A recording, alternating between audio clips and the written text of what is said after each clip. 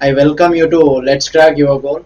మనము basic క్యాలిక్యులేషన్స్లో బోద్మాస్ rule చాప్టర్ని నేర్చుకుంటున్నాం. So చూడండి ఫస్ట్ క్వశ్చన్ ఏం అడిగాడు అనేది.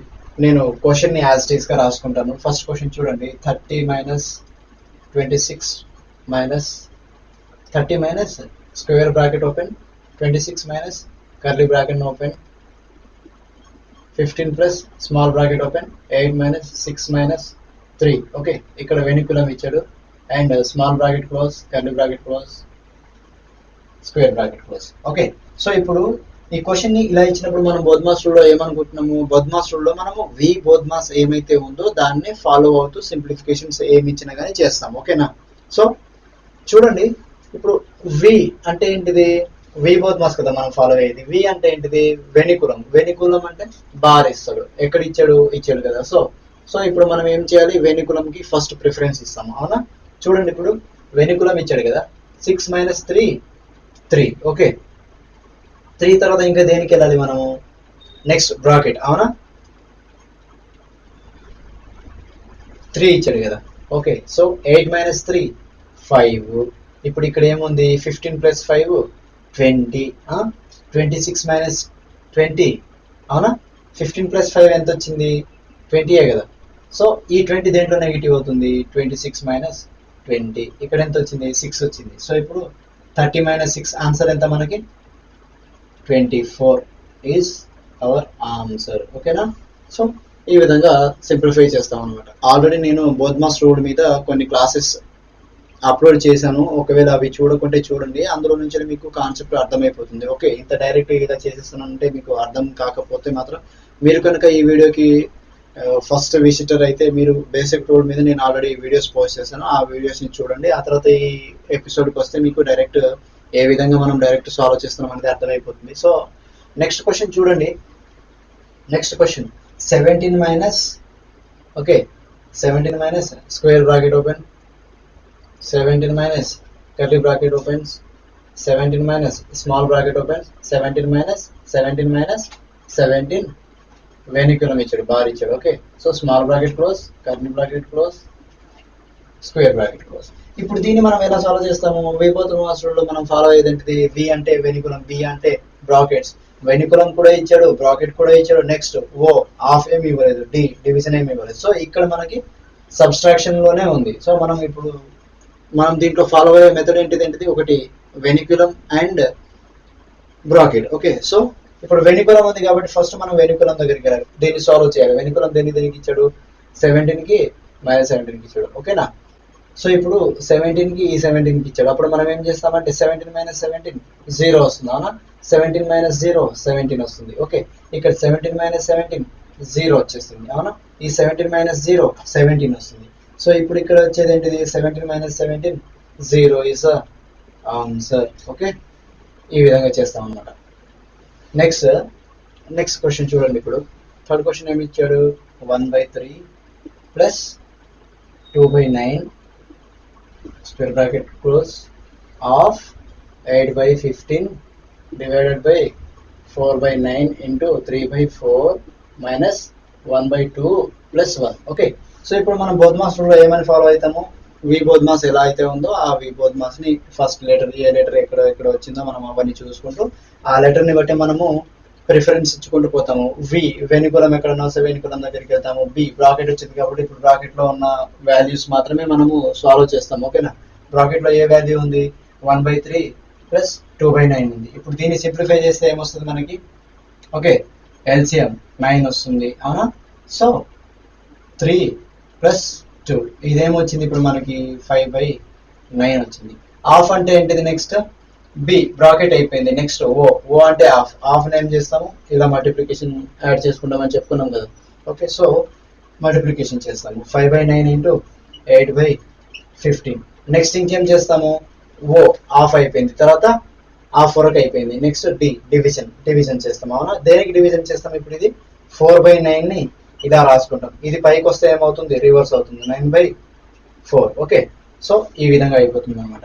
నెక్స్ట్ ఇంకా చూడండి, next into 3/4 minus 1/2 plus 1. Okay, ఇప్పుడు దీన్ని సాల్వ్ చేయండి, 5 3 3 3 ఓకే 5 3 జా 15, 3 3 జా 9, 3 3 జా ఓకే, ఈ 3కి ఈ 3 పోతుంది అవునా.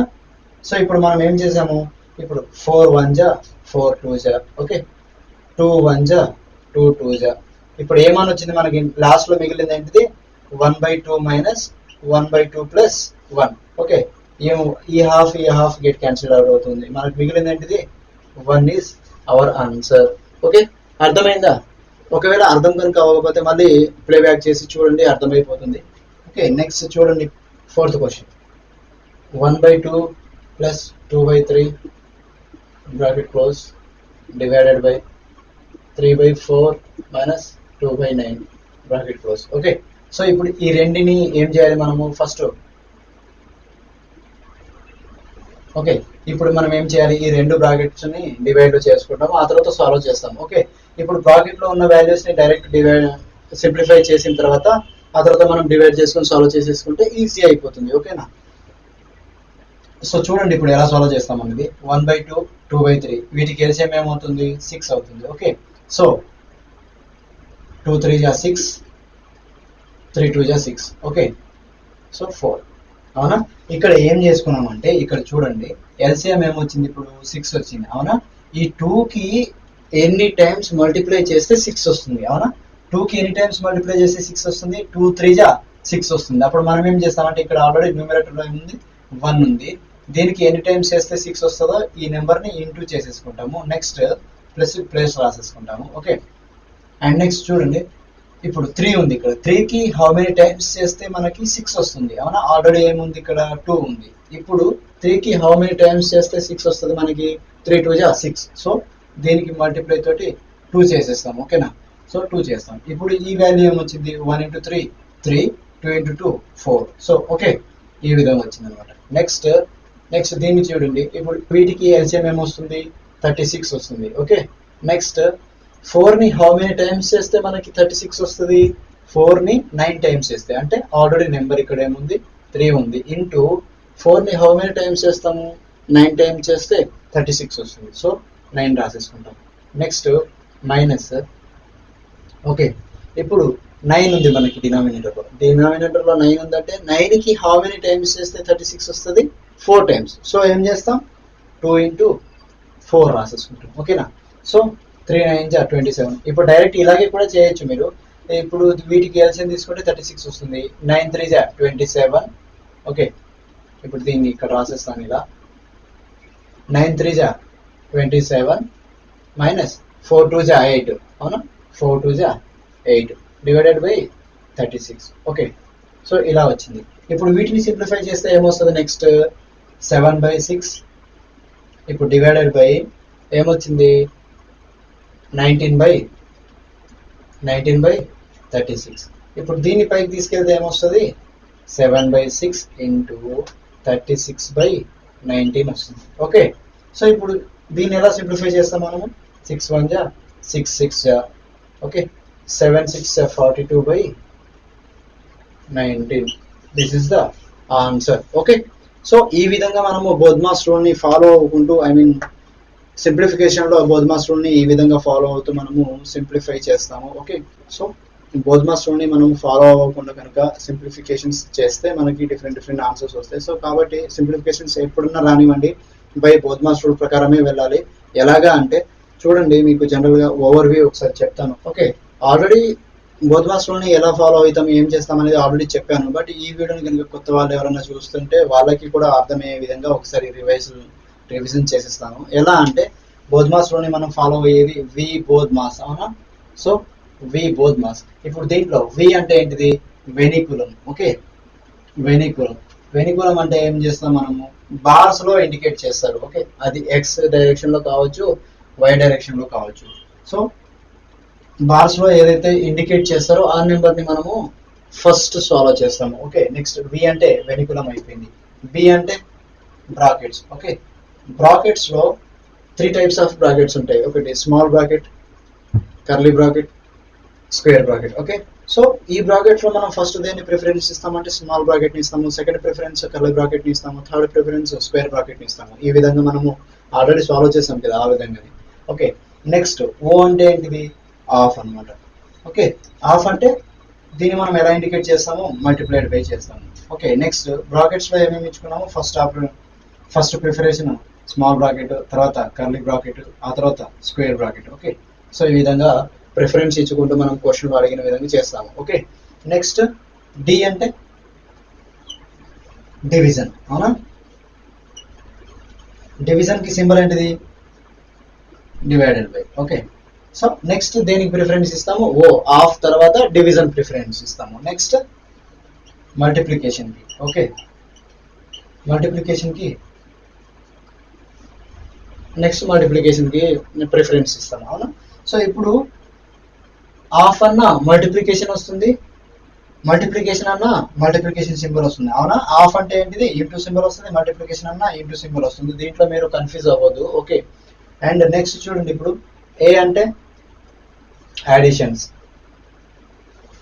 చేస్తాం కదా, plus symbol. Okay, next S అంటే సబ్స్ట్రాక్ట్ అనమాట. Okay, subtract.